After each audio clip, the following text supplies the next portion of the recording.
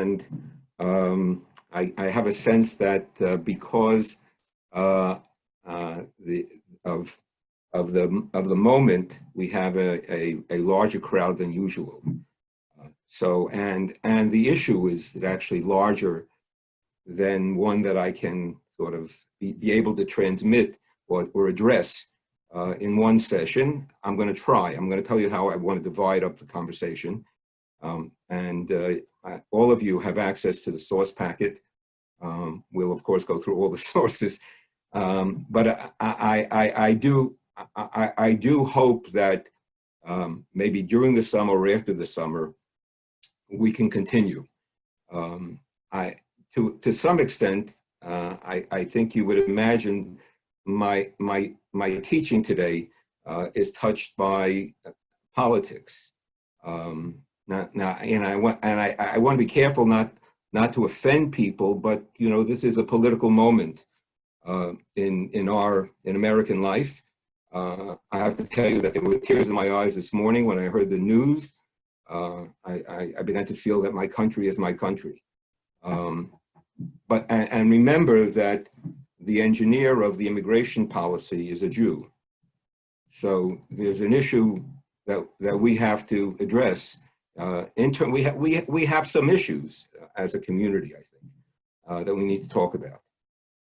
I do want to dedicate the teaching today to the memory of George Floyd, to Breonna Taylor, to Ahmaud Arbery, and to Rayshard Brooks. I mean, it's kind of easy just to list the names, but we've been exposed to in the last weeks I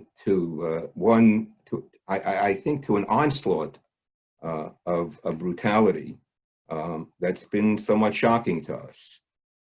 But I'm also very heartened. I'm heartened by the nature of the protests and the sense of unity and the sense of purpose that I see. I think, and no one is a prophet, that we are witnesses to a transition in American life. And the question, and it's a challenge to us, what we're going to do about it. Are we motivated? Do we understand what our role is to be? In addition, I learned something I have to admit that I knew nothing about. Tomorrow is Juneteenth. And in our meager education, we didn't know that was the first official governmental celebration of the freeing of slaves, even though 2.5 years beforehand, Lincoln had presented his Emancipation Proclamation. I want to end sort of this little introduction with a quote from a eulogy that was delivered by Ruth Benedict in memory of Franz Boas, the Jewish anthropologist, German Jewish anthropologist. So Benedict said as follows, the report says, she captured the mission of Boas with marvelous succinctness. Boas, he believed the world must be made safe for differences. I want to repeat that. He believed the world must be made safe for differences. So I want to say that I think that that's our mission. That's our task as Jews. We know what it means to be different. We've lived the consequences of being different. If we take difference seriously, we still embrace a sense of being different. And one of the things that we can bring to the conversation is the value of difference and how to navigate difference in a creative and in a creative way, in an inclusive way. So that's, I think, something that one of the things that I would hope that we would carry with us. The next introduction is this on the front page of your sources. It's a telegram. I think many of you may be familiar with it. I'm going to read it to you. It's written to the President of the United States, John Kennedy. I look forward to privilege of being present at meeting tomorrow for 4 p.m. Likelihood exists, am I still on? There it is. Likelihood exists that Negro problem will be like the theater, like the weather, I'm sorry, the weather. Everybody talks about it, but nobody does anything about it. Please demand of religious leaders personal involvement, not just solemn declaration. We forfeit our right to worship God as long as we continue to humiliate Negroes. Churches and synagogues have failed. They must repent. Ask of religious leaders to call for national repentance and personal sacrifice. Let religious leaders donate 1 month's salary towards the fund for Negro housing and education. I propose that you, Mr. President, declare a state of moral emergency. A Marshall Plan for aid to Negroes is becoming a necessity. The hour calls for moral grandeur and spiritual audacity. Those words are amazing words that is the title of actually a collection of Heschls essays. All right, so with that, this call to moral grandeur and spiritual audacity, let's move forward to assess, to interrogate our tradition, our Jewish tradition, and what it has to tell us about the values of humanity, about different human beings, and in particular, what it has to tell us about our relationship to Blacks throughout history and currently to African Americans. So what I propose to do is to spend some time initially in the first section dealing with sources that have to do with the nature of who Adam is. Is Adam every human being, or is Adam only a Jew? I know that sounds like a ridiculous question, but it's something that needs to be considered in terms of our sources and our tradition. So that takes us through the first 10 sources, more or less, and obviously we're not going to read them all. The next area is, in many ways, I would say, the most poignant area because it deals directly with the development of a myth that emerges out of Jewish tradition regarding Blacks, and which serves as the bedrock, as the basis for the religious sanction of slavery. Now, this myth lives on. It's not something from the past, and it's something that we need to be aware of and understand how widespread it was. If we have some time, I'll comment also on the accusation that Jews, I certainly will comment on the assertion that Jews were involved in the slave trade. They were not by any stretch of the imagination significant slavers, but they were involved, and they also held slaves. Sometimes you look at this and you say, could this be true? Is this true about Jews and Judaism? Yes, it is. I mean, and some of it, I have a couple of articles that I would recommend to you when we get to it by David Bryan Davis, who did a study and actually a serious assessment, so we have some data about Jewish involvement.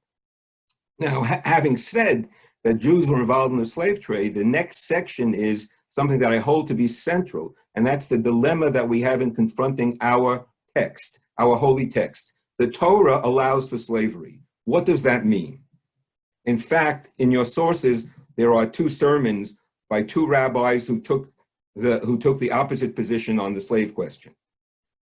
My contention will be that the Torah embraces slavery as a way of weaning the people from slavery, and that the teaching of Torah is, the Torah of the Torah on slavery is the elimination of slavery and the eradication of slavery.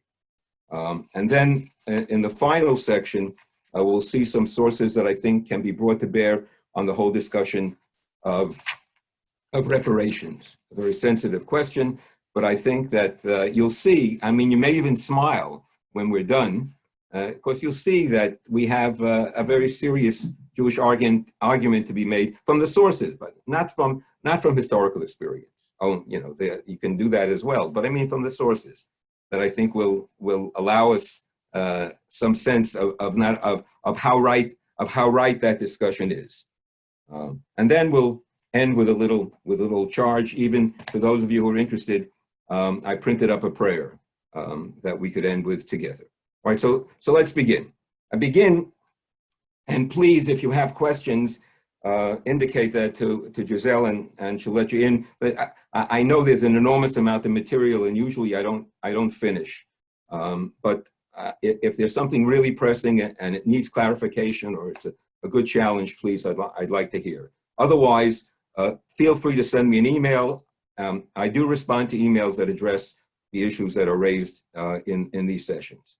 All right, so we begin with a very famous Talmudic text that has to do with the biblical passage of impurity, of the transmission of impurity by entering into a tent where there's a dead body. The passage in Numbers reads, Adam ki amut ba'ohel, if a human being dies in a tent. And the law that's derived is that if a Jew enters the tent, then the Jew is defiled merely by being in the environment of the dead body, not simply by touching. Touching does transmit, and even a Gentile dead body is itself defiling, but a Jewish body defiles, and a Jew is defiled by contact with a dead body in a tent. So the derivation, the rabbinic derivation, I'll say it in Hebrew, you can follow in the English. V'chein haya Rabbi Shimon ben Yochai omer, Rabbi Shimon ben Yochai taught, kivrei ovdei kochavim einam mitamin ba'ohel. The graves of Gentiles, idolaters here in the text, do not defile in the tent. Shene'emar, as it says in Ezekiel, Va'aten sonit sol mariti, you're my sheep, Adam atem. Adam, you are Adam. Shimon bar Yochai derives from that, very famous teaching, and it seems to be, exaggerated, expansive. Atem kriyim Adam, ve'ein ovdei ha'ovdei kochavim kriyim Adam. You are called Adam. That is, only you Jews are called Adam. The Gentiles are not called Adam. Now, is this intended to declassify all other humans as lesser humans? It's a question. Is this an attempt at promoting an ontological definition that is, there is an essential dimension to being Jewish that's superior to all other human beings, that is actually itself a biblical principle, as Shimon bar Yochai articulates it? So the question is this a narrow law intended only in the area of purity, transmission of death and purity? It's a ritual. All rituals pertain only to Jews. So a Jewish body defiles in a tent because defilement and pollution are part of the ritual experience of Jews. It cannot be imposed on others. So therefore, those who are not Jewish, there's an exception here. Adam usually really means all humanity. And only in this particular case are non-Jews excluded because they don't fit into the category to which the law applies. Or did Shimon bar Yochai intend, as we might argue from some other of his teachings, to exclude or to propose that non-Jews are lesser on the scale of Adam? They are lesser humans. So the first source, basically, I want you to see the range of opinion and how it falls in the framework of Jewish thought. Because there are two schools that address Shimon bar Yochai's point, and they derive from two different worldviews.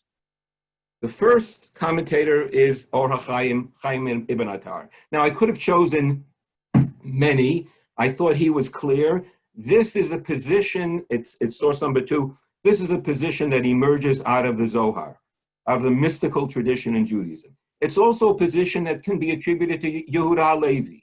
Judah HaLevi, the great poet, the lover of Zion, also believed that only Jews possess what he called Inyan HaElohi, this divine essence And we are unique as if we have a spiritual gene that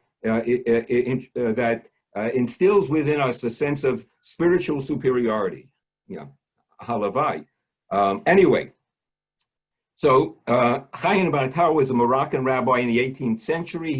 He was a contemporary, actually, of the Hasidic movement, and the Baal Shem Tov, the founder of the Hasidic movement, was said to be fond of Chaim ibn Attar's teachings, and his teachings have become very popular. They're printed in Hasidic publications of Torah publications, Torah commentaries.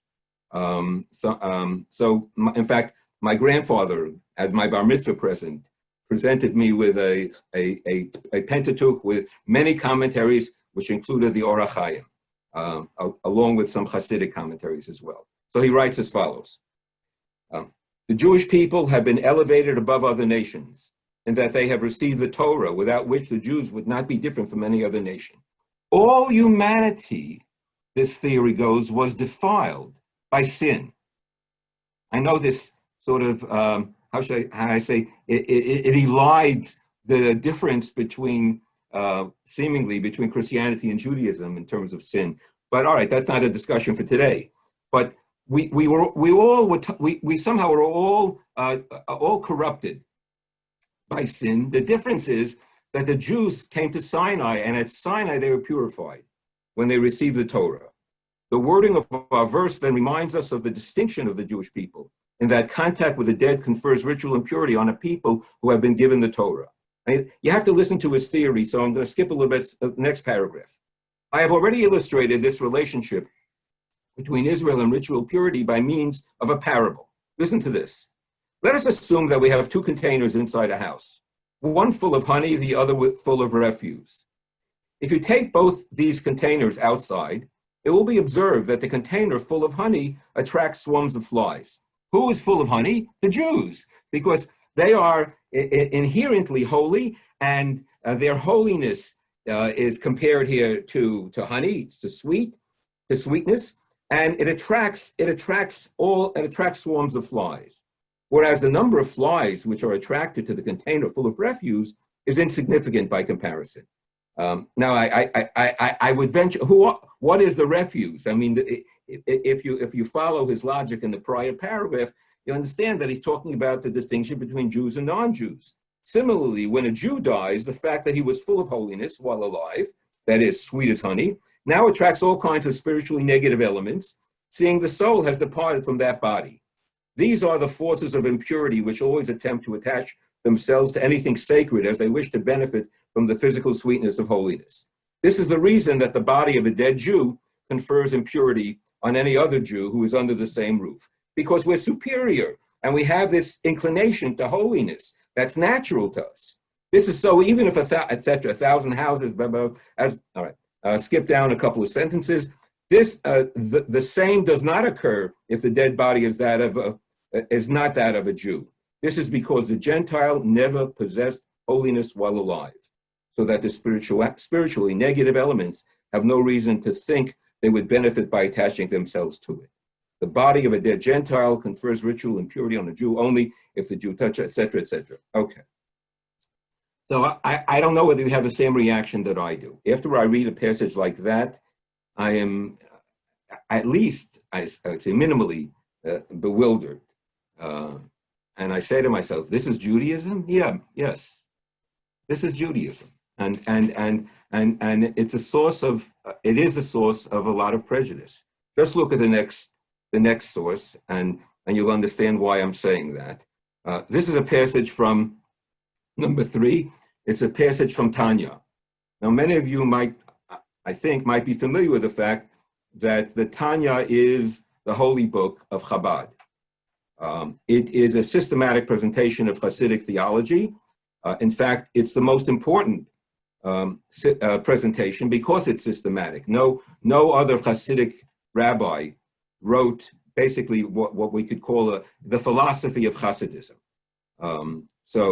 There is something magnificent about the Tanya that can't be that unparalleled in later Jewish thought, I must say. But it draws on a tradition from the Zohar, from the Book of Splendor, the main book of Kabbalah, through Luria. And here is a very significant element. In fact, it appears in chapter 1 of the Tanya, because it's talking about the soul. So each Jew has two souls, and then it goes on to say, from this soul, actually the bodily soul, from this soul stem also not only the bad traits, but also the good traits inherent in every Jew's character, such as compassion and benevolence. But since this is a nefesh of the klipa and evil, there's a question introduced into the text by the commentator, how do good characteristics come from it? This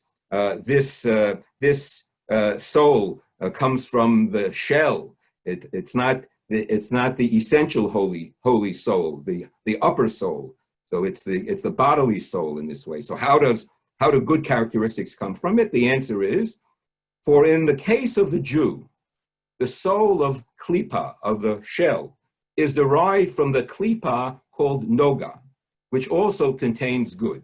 It's light, it's illumination. And the good within this nefesh gives rise to these positive natural traits. This shell is from the esoteric tree of knowledge, which is comprised of good and evil. The souls of the nations of the world, however, emanate from the other side, unclean shells, which contain no good whatsoever, as it is written in the Eitz Chaim, written by Vital, the student of Isaac Luria, that all the good that the nations do is done out of selfish motives. Now, what you have here is doctrinal. And my teacher and friend, Moshe Greenberg, alav shalom, wrote a very important article about this phenomenon. He demonstrated that down the line, if you assess and look at mystical teachings that address the whole issue of the nature of the Jewish relationship to the other, you'll find one after another proclaim the superiority of the Jew and the deficiency of the non-Jew. That's true for the Maharal. That's true in the writings of Rabbi Kook. Even Rabbi Kook, who loved all humanity. It's true because there are a number of reasons, and it's worthy of some contemplation why this is the case. There's a sort of a social contextual reason. Jewish mysticism emerged out of Christian Spain. It emerged out of a context of oppression. And in the argument in which mystics were engaged, it was about proclaiming the superiority of the Jewish religion as against Christianity in particular. Like our parents told us, use your words. So the words were used to defame, to denounce, to diminish, to belittle all other traditions. Now, the reason that I spend time on this, because you'll tell me, Chaim, why are you teaching me this? I don't study the Tanya, I'm not a Chabadnik, and Chaim ibn Attar, I never heard of him. These are ideas that permeate Jewish thought, and whether we are conscious of it or not, it's part of the nature of our sense of self. Because how many of you have received from your friends who are not particularly devout, the emails that constantly proclaim the numbers of Jewish Nobel laureates? What do you think that's all about? That's very nice, but and we've all been educated on it, on a steady diet of the sense of a goyish cup, so that we need and given the history of our oppression and our need to somehow justify our experience and emerge intact with a sense of the dignity of being Jewish. So we need to be able to look at the world and say, we've made it and we're better than you. At least that seems to have been a very important psychological need. And still to this day, I know we all feel it. We all feel it at times. But that wasn't the only Jewish worldview. So I want to say, so the mystics came out of a context of oppression. They also attributed essential value to every aspect of Judaism, so that they had to argue that all the details of Jewish performance and Jewish observance were in fact divinely divine in a sense that they activate the divine, so that there's a sense of that the Jew in the mystical universe is in constant relationship or activating the divine in a constant manner, and that we are in a realm beyond all. Nobody can reach the realm in which we reside. The other point of view was articulated by the Maimonideans. And the question, by the way, is which point of view is transmitted in Jewish education? Who over the centuries has had the last word? I can tell you that until fairly recently, as much as, the modernists all want to embrace Rambam, the Maimonides, the mystical point of view was much more dominant in religious Judaism, because it's also more religious. The rationalists appear to be less religious, maybe even less Jewish. I mean, that's one of the problems that we can't get into now. All right. So let's see what the Rambam says. How does he address this question? Because it's so foreign to him, this idea that, that Jews are superior. So that's source number 4. So what he says is very simple. He says, corpses of both Jews and Gentiles impart impurity through touch or through carrying, right? That's for sure. A dead body is a dead body. However, the corpse of a Gentile does not impart ritual impurity through a tent. Oh, well. This matter was conveyed by the oral tradition. And he goes on. Now, in the Hebrew is actually much more on target here, because it says, V'davar zeh kabbalahu. So what he means is not that it's Kabbalistic, that it's mystical. He means it's something received. And he was very well aware of Shimon Bar Yochai's teaching.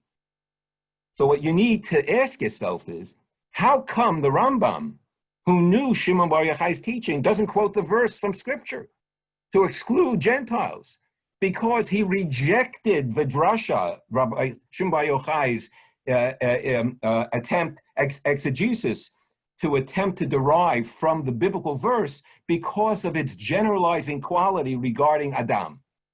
So he chose rather a narrow definition. He's saying basically, this is a halacha. This is an aspect of Jewish law. Gentiles have no relationship to the particulars of Jewish law. That's not an obligation upon them. There's 7 Noah, if you want to say 7 Noah, but the particulars of Jewish law, they pertain to us. That's given to us to refine our personality. We don't have to worry about, they have to worry about refining their personalities in their tradition. We need to do it in the way in which we know. But defiling by death in a tent doesn't pertain to them. And the Adam, they are not excluded. They're not excluded from Adam.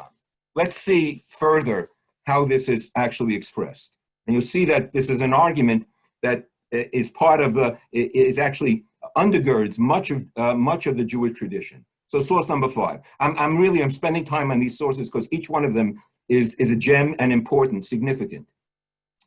So here I put together actually two teachings, and because it's a question of how to read this text, and I'm convinced that this is the right way to read it. Yeah, it's you're familiar. I think that everybody on the call is familiar with part of this text. You learned that there's even a song to which this is related. And you shall love your neighbor as yourself. Yahavto reacha kamocha. You all know that verse. Rabbi Akiva says, right? What does he say? Zek klal gadol b'Torah. Right. This is an all-embracing principle in the Torah. Ben Azai says it actually one source that I saw doesn't say klal gadol. It says zek klal b'Torah. This is a principle. Ben Azai says this is the numeration of the generations of Adam. That's usually all that it says in the quote, but he really means the entire verse. In the likeness of God was Adam created. This is an even greater principle. Right? So there's an argument between Ben Azai and Rabbi Akiva. What's the guiding principle of Judaism, of the Torah? Is it love thy neighbor, or is it the fact that all humans were created in the image of God? I just take a time out for a second The notion of all humans being created in the image of God really sort of underlies as the background for this entire discussion. And I hope all of you understand it's a revolutionary proposition. It's worth, I think, having the creation chapter in Genesis, no matter what your problem is with it, simply for that assertion, because no one in antiquity made this claim. In fact, nobody made this claim. I would contend that most people today don't embrace that notion that all human beings are created in the image of God. I'd like to point out that years ago when Doreen and I were in Rome and we walked through the Roman Forum, and we had just been to the Colosseum, so I thought to myself, in the latter days of the Roman Empire, what were all the justices and lawyers and business people in the Forum doing in lunchtime? They were sort of, or late afternoon, or whenever they were running to the Colosseum to see acts of human depravity. So I asked myself, this was in the first century, the notion that all human beings were created in the image of God was already known. The Torah was already known by the first century. The Jews were subjects of the Romans. What happened? So I think yourselves, do we know that? Do we regard each human as created in the image of God? What would it mean for us to do so? So Ben Azai argues with Rabbi Akiva. He says, love thy neighbor is deficient.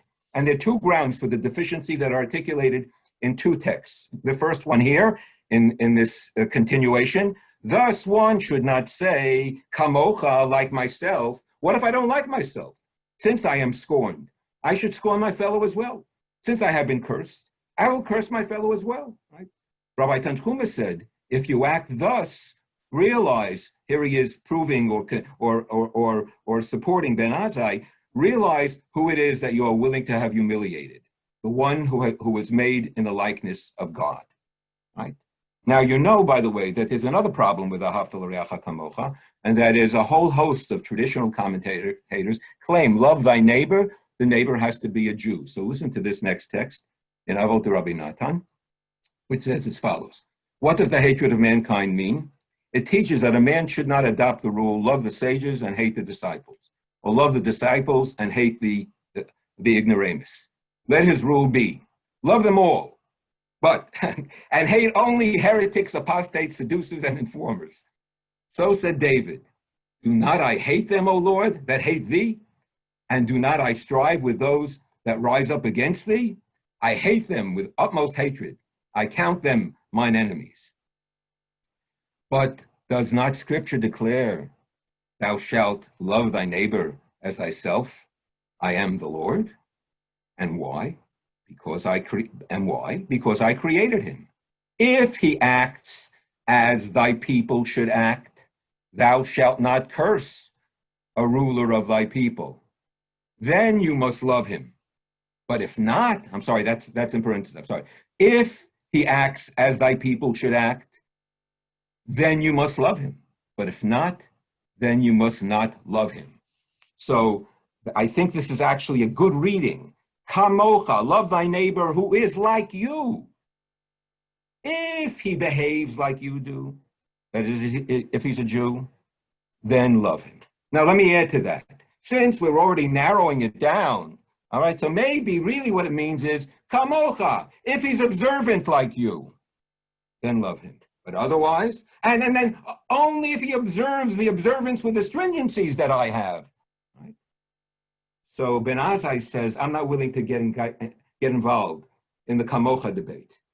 It's not a kamocha issue, like me. It's an issue of all humanity is created in the image of God. And what kamocha means, actually, there is an assertion here.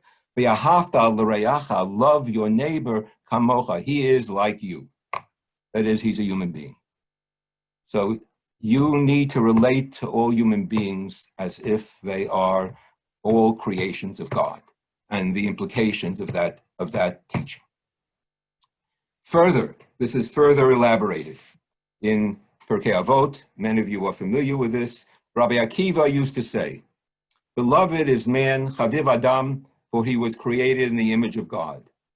Especially beloved is he, for it was made known to him that he had been created in the image of God, as it is said, for the image of God, God made man, made human beings. Now, the text goes on. It distinguishes between Israel and Adam, Chaviv Adam, right? Beloved are Israel in that they were called children to the All-Present.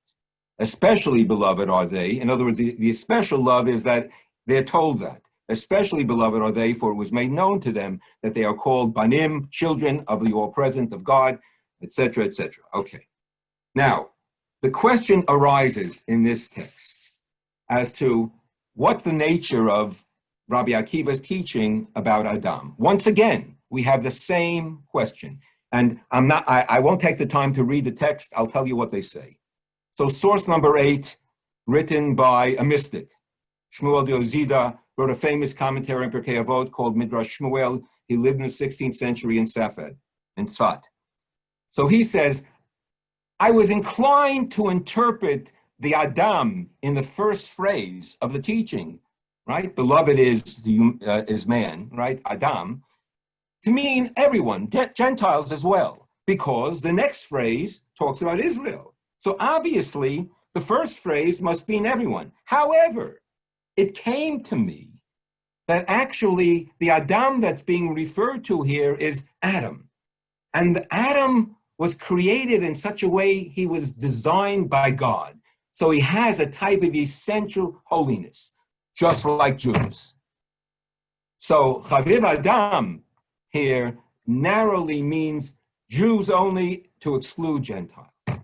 Again, I'm bewildered, shocked by the attempt of someone to take a teaching which is so broad, which opens Jews up, which tells us to be part of the world and tries to narrow it down. Now, again, context, history, all important. The question is it carried forward? That's always the question for me. I don't know whether Shmuel Diozida was a racist or that's not the issue. Right? My issue is who's carrying what teaching and what are we thinking? Very interesting that a later 19th century German rabbi, in his commentary printed in our printed editions of the Mishnah, writes as follows. 9. After commenting on Mishnah Avot, beloved is the human being, in that he was created in the image of God, a theme which is a mitzvah to publicize, I admit that I have always had a hard time understanding what the rabbis wrote. You are called human being, Adam, and the nations of the world are not called Adam, what we studied before. Is it conceivable that the rabbis would say about idolaters who have within, as we explained, the image of God, that they are considered as mere animals? But if all their behaviors like that of animals, who are not morally responsible, do not rate rewards or punishments, then that contradicts what we know from the Talmud, that the righteous Gentiles of the world have a place in the world to come. Anyway, we know rationally, all right, that's a key word. The magic word, in a way, here. Think about it, religious and rational. And we see that many of these righteous Gentiles not only acknowledge the Creator, in other words, Rabbi Lifshitz looked out at the world. He says, I live in a world in 19th century, post-emancipation, or at least post-enlightenment, right? And in the midst of emancipation, and I have some sense of the other that's very different from what our tradition had. I can't categorize them any longer as simply as idolaters and call them goyim. That's not going to work. That's not how I look at the world. And we know rationally, and we see that many of these righteous Gentiles not only acknowledge the Creator and believe the Holy Torah is from God, but they also perform acts of loving kindness for Israel, and some of them have made life so much better for all the creatures of the world. Like the righteous Gentile Yanniker, who invented a cure for bubonic plague that saved tens of thousands from illness, death, and disfigurement. Or Drucker, who brought in his commentary, he says, who brought the kartoffel, right? Who brought the potato to Europe and thereby saved many from famine. Or Gutenberg. Gutenberg, by the way, was looked upon as a holy person in Jewish tradition because he invented the printing press and he allowed Jewish teachings to be spread. So he achieved in somehow holy status in Jewish tradition. It is hard to justify this halacha about the Gentiles' lack of impurity and death. This is fantastic because you see that a thinking rabbi understands that somehow, even though there's a law transmitted by Shimon Bar Yochai, that I can't in good conscience, justify an interpretation of this law as articulated in a broad way. I have to narrow it down. And I'm compelled by my thinking, by my experience, and by morality. The morality forces me, right? My moral notions force me to narrow the realm of this teaching. It is hard to justify, he says. Then he writes, it appears that Israel and the nations each have their own unique virtue. The advantage and virtue of the nations, listen to this, of the nations over Israel, is that they made themselves who they are as righteous Gentiles by their own free will and by their own abilities. This is certainly a higher level than Israel, who have been pulled up to their ethical, spiritual level by the hair on their heads, by the coercion of God in order to improve them. I mean, such an interesting, different worldview from that of Schneur Zalman of Liadi, of Chabad, that says we're naturally disposed to a higher degree of spirituality. What are you talking about, we're naturally disposed? I mean, I think that having a realistic sense of self and a healthy dose of self-criticism. Listen to what he says here. He says, so Israel ought not to credit themselves with the level of their virtue. For whatever perfection God miraculously managed to bring about in them was because of God's hand and on the merits of their ancestors. Don't be too proud and proclaim our exceptionalism, right? In other words, be conscious of what you do well. He doesn't say not to be proud. Don't be too proud, right? So proud that you exclude others and you think of yourselves in a way that's completely separate from the other. The next text we're not going to read. I just want to tell you about it. It stems from a book called Sefer HaBrit. David Ruderman, who headed up the Katz Center at the University of Pennsylvania, wrote about this book written by Yisrael Horowitz. He called it a bestseller in the 18th century, 19th century. From the date it was published in 1799 until fairly recently, there have been 40 editions of this particular book. It presented modern science to Eastern European Jews. Horowitz himself was a Chassid, and it presented a spiritual ethics.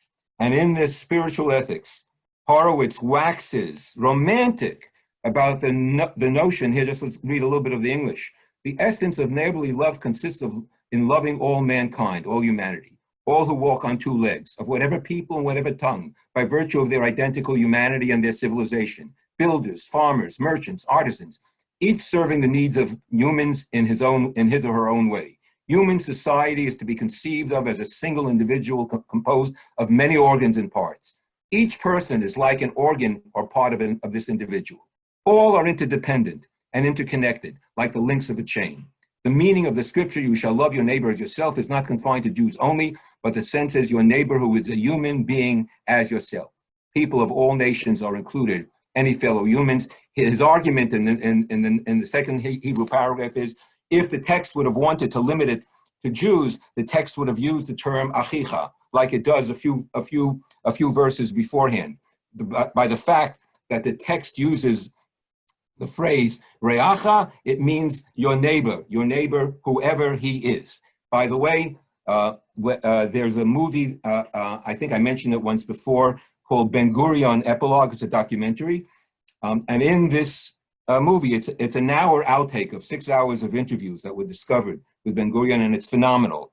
And in the course of this interview, Ben Gurion gives a little shiur, a little lesson in chapter 19 of Leviticus. It's a beautiful lesson. He says, there are some who like to say that reacha means only your Jewish neighbor. However, they haven't studied the chapter well, because at the end of the chapter, in verse 34, ahavta l'reacha is in verse 18. In verse 34, it says you have to love the stranger, and it uses the language v'ahavta lo kamocha. Obviously, the Rea, who's mentioned earlier in the chapter, has to also be inclusive of the stranger, who is mentioned later on. The ahava, or at least ahava, pertains to both. Love of your neighbor and love of the other, of the stranger. And I think in this case, we have to side with Ben Gurion. Okay, so all of this, so if we're able to dig ourselves out of this contentious environment where the mystics and the rationalists argue with one another about the nature of who is Adam, and the mystics try to see Jews as having a superior human quality, and the rationalists say our humanity is the same across the board. We are given the capacity to elevate our humanity as Jews, but others can do the same in their own way. And it's a leveling mode of addressing the world and difference in religion, which I think is so important. I don't know that religious teachers are involved in doing this in a systematic way. There have been always universalists, but it seems to me that we've reached the point where this has to become the dominant trend. Certainly in Judaism, I know it's not. In traditional Judaism, it's not. But it needs to. But Jews are not unique in this fashion. We're not unique. That's the point. Religions haven't been able to get over the sense of their uniqueness, and it's true all over the world. And when driven by political interests, so religions will be as brutal as any other system. Okay, now particular aspect of prejudice emerges in Judaism in the story of Noah. So I know that we've already used up a lot of time, so I'm going to short circuit some of the discussion. You know that when Noah emerged, the text to the bottom right, text number 12, right? Noah emerges out of the ark. He plants a vineyard. He's drunk. His son Ham passes by, and it says, what does the text say? It says they cover their faces. Ham, the father of Canaan, saw his father's nakedness and told his two brothers outside. It says he saw his father's nakedness. We don't know what that means. It's a puzzle. There's some mythic core underlying that. The Midrashic tradition says he castrated his father. The Hebrew phrase is gilui erva, to reveal his nakedness. Revealing nakedness is a sexual act. So some sexual act. There is one contention, Jacob Milgram wrote, that it means that Ham had sexual relations with Mrs. Noah. And that's why the son that was born of that relationship, Canaan, was the one who was cursed. That's an interesting explanation. Again, we don't know. Now, let's see how so what happens, Noah awakens. Ham is the one who violated him, yet Noah chooses to curse Canaan, the son of Ham. Now, why does Noah choose to curse Canaan? And the curse of Canaan is mentioned. Here you have it twice. There's a verse that I omitted, the last verse, verse 27, mentions it again. So 3 times Canaan is cursed, that Canaan will be a slave. Canaan will be a slave. Canaan will be a slave. What is it all about? Well, I've mentioned this before. The book of Genesis is a sustained attempt to indict the Canaanites in order to justify the conquest of the land. Bereshit is an introduction to biblical Judaism. It presents the history of the Jews against the background where it colors that history with certain prejudices in order to be able to structure a Jewish people that is distinctive not only in its relationship to God, but distinctive in its mode and in its morals. What is, I think, Abraham says, Rak ein yirat Elohim b'makom hazeh. There's no fear of God in this place. And that pervades the entire book of Genesis. At each encounter, there's a rape of Dinah, there's a Lot and his daughters, one sexual promiscuous violation after another, attributed to the lewdness of the Canaanites who need to be overcome, and the land needs to be purified. And the Egyptians as well. We see that in an attribution to Egypt as well. So the story of Noah and his son, I think, fits into a polemic against the Canaanites. Right? And that would be an easy way to interpret it. Yet, what happens in the tradition? Let's look at these 2 midrashim. First, Tanchuma, on top, number 13. Because Ham had glanced at his naked father, his eyes became red. This was the curse. Because he related what he had seen to others with his mouth, his lips became twisted. Because he turned his face away, ignored his father's condition, the hair of his head and beard was singed. There are texts that actually, singed is correct, who translate the word there to be curly. And because he neglected to cover his naked father, he went about naked with his prepuce extended. That's his foreskin extended. Actually, the mythic elaboration of this in the folklore is that he walked around with his phallus extended. So you understand what's going on here. There's a text that talks about redness of eyes, twisted. His lips became twisted. Maybe curly hair, and we have a stereotypic representation of someone, of some other, that is being cursed. What's, of course, striking is that these are attributed to Ham, but Noah cursed Canaan. So, I don't understand. I have no way. I mean, there's a book written by David Goldenberg called the Curse of Ham. It's worth going through that and seeing how this has been picked up in Christianity. It's picked up in Islam. How it's used to justify slavery, because Canaan is cursed to be a slave. But in the Midrash,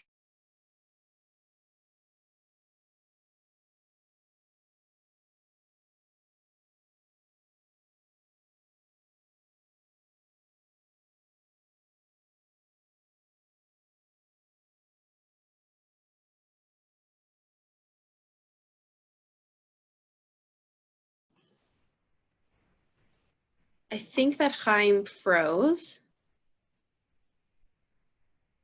Let's see.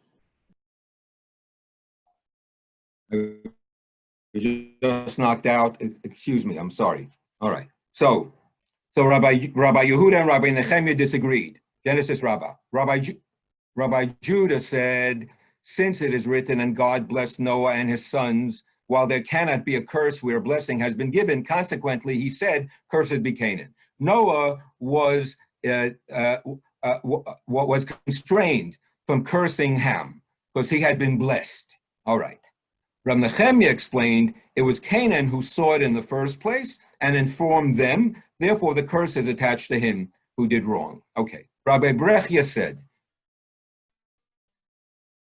Noah grieved very much in the ark when he had no young son to wait on him, and declared, when I go out, I will beget a young son to do this for me. But when slain, you have prevented me from begetting, that is, when Ham castrated him, you have prevented me from begetting a young son to serve me. Therefore, that man, your son who will be born, will be a servant to his brethren. In other words, what would have been my fourth son, now your fourth son is the one who's going to be a servant and be cursed. Rabbi Huna said in Rabbi Yosef's name, you have prevented me from begetting a fourth son, therefore I curse your fourth son. Rabbi Huna also said in Rabbi Yosef's name, you have prevented me from doing something in the dark, therefore your seed will be ugly and dark-skinned. Rabbi Chia said, Cham and the dog copulated in the ark. Therefore Cham came forth black-skinned, while the dog publicly exposes its copulation. Rabbi Levi, these are wonderful midrashim. Rabbi Levi said, this may be compared to the one who minted his own coinage in the very palace of the king. Whereupon the king ordered, I decree that his effigy be defaced and his coinage canceled. Similarly, Cham and the dog copulated in the ark and were punished. And were punished. Okay. Now, the descendant. There is a problem in the presentation of this arrangement, because number one, it's not altogether clear, although the text is clear that Canaan is being cursed, whether it's Cham, the tradition, what we have in tradition.